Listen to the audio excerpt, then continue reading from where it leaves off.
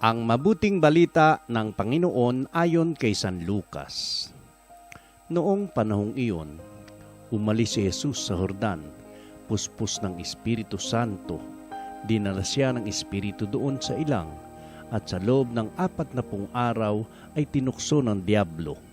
Hindi siya kumain sa buong panahong iyon, kaya't gutom na gutom siya. Sinabi sa kanya ng diablo, "Kung ikaw ang anak ng Diyos, iutos mo na maging tinapay ang mga batong ito."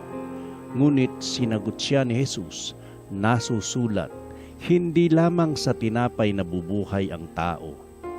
Dinala siya ng diablo sa isang napakataas na lugar at sa isang saglit ay ipinakita sa kanya ang lahat ng kaharian ng sanlibutan.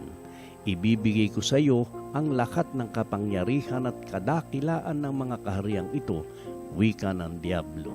"Ipinagkaloob ito sa akin at maibibigay ko sa kanino mang ibigin ko. Kaya't kung ako'y sasambahin mo, magiging iyong lahat ito." Sumagot si Jesus, "Nasusulat, ang iyong Diyos at Panginoon ang sasambahin mo, at siya lamang ang iyong paglilingkuran." At dinala siya ng diablo sa taluktok ng templo ng Jerusalem. At sinabi sa kanya, "Kung ikaw ang anak ng Diyos, magpatihulog ka, sapagkat nasusulat, ipagbibili niya sa kanyang mga anghel na ingatan ka at alalayan ka nila upang hindi ka matisod sa bato." Subalit sinagot siya ni Jesus, "Nasusulat, huwag mong subukin ang Panginoon mong Diyos."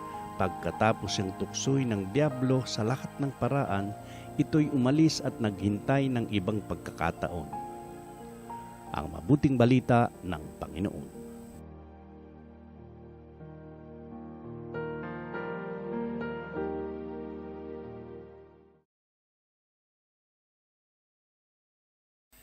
Mapagpala at mabiyayang araw po sa ating lahat, mga kapatid. Pagnilayan po natin ang mabuting balita ngayong araw na ito. Ang ating pumpaksa, pagtatagisan ni Jesus sa disyerto. Sa atin pong ebanghelyo, ito po ay naglalahad ng makapangyarihang eksena kung saan hinarap ni Jesus ang 3 tukso ni Satanas. Sa kabila ng labis na gutom, pagod at pag-iisa, pinili niya ang landas ng pananampalataya at katapatan sa Ama. Ang karanasang ito ay puno ng mga aral na nagbibigay inspirasyon sa ating personal na paglalakbay. Unang-una po, mga kapatid, pagtitiwala sa Diyos sa harap ng pagsubok. Hinarap ni Jesus ang tukso na gawing pagkain ng mga bato, subalit pinili niya ang pananampalataya kaysa pansamantalang lunas sa ating buhay. Maraming tukso ang dumarating, mga bagay na mukhang madaling lunasan ang ating pisikal na pangangailangan. Ngunit higit pa roon, hinihikayat tayo ng kanyang halimbawa na unahin ang pangakong hatid ng Diyos na nagbibigay sa atin ng tunay na kalakasan at kapanatagan. Ang pangalawa po, ang kapangyarihan ng salita ng Diyos. Bawat salita ng Biblia na ginamit ni Jesus ay naging sandata laban sa tukso.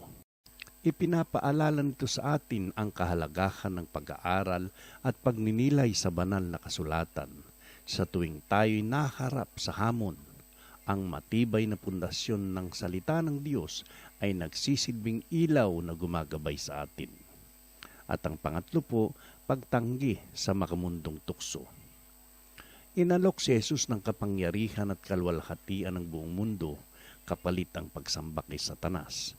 Dito, ipinakita niya na ang tunay na tagumpay ay hindi nasusukat sa makamundong yaman o pangsariling hangarin, kundi sa pagsunod sa kalooban ng Diyos. Sa ating modernong pamumuhay, madalas tayong mailigaw ng mga material na tukso. Subalit ang pagtuon sa espiritual na halaga ang magdadala sa atin sa mas mataas na antas ng kaganapan. Pang-apat po, pagsusuri at pagbabago sa loob ng puso. Ang paglalakbay ni Jesus sa disyerto ay hindi lamang pisikal, kundi pati na rin espiritual. Hinamon niya ang sarili at tayo rin, nasuriin ang ating mga hangarin at prioridad. Sa bawat pagsubok, Tanungin natin ang ating sarili, ano ba talaga ang hinahangad ko? Nananampalataya ba ako sa Diyos o ako'y nabibighani sa mga alok ng mundong ibabaw? Manalangin tayo. O Diyos, sa harap ng mga tukso at pagsubok, patatagin mo ang aming pananampalataya. Naway maging inspirasyon ang halimbawa ni Jesus sa pagharap sa mga hamon ng buhay. Gabayan mo po kami na piliin ang iyong kalooban na hindi kami mapangibabawan ng pansamantalang kasiyahan ng mundo. Bigyan mo po kami ng karunungan at tibay ng loob upang laging maging matatag sa aming paglalakbay patungo sa iyo. Amen.